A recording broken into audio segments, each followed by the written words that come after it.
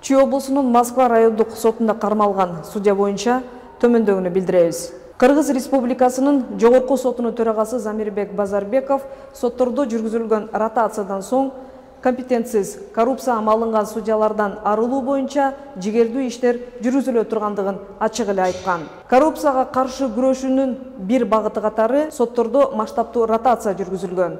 Ротациядан кийин эле бир катар судьялар боюнча жогорку соттун төрагасы судьялар кеңешине сунуштарды жөнөтүп, анын негизинде айрымдары кызматынан бошотулса, кээ бирлерине тийиштүү тартип чаралары көрүлгөн. Замирбек Базарбеков муну менен токтоп калбастан, системанын ичинде коррупцияга каршы күрөшүү катуу жүргүзүлө тургандыгын бир нече жолу судьяларга эскерткен. Сот реформасынын кийинки этабы иштин сапатына өтүү. Тагыраагы бул багытта дагы компетенциз коррупцияга малынып жаткан судьялар менен күрөш улантылат. Төрага сот системасында мындай көрүнүштөрдү жоюу боюнча жигердүү иш-аракеттер көрүлүп, тазалануу иштери башталгандыгын билдирген.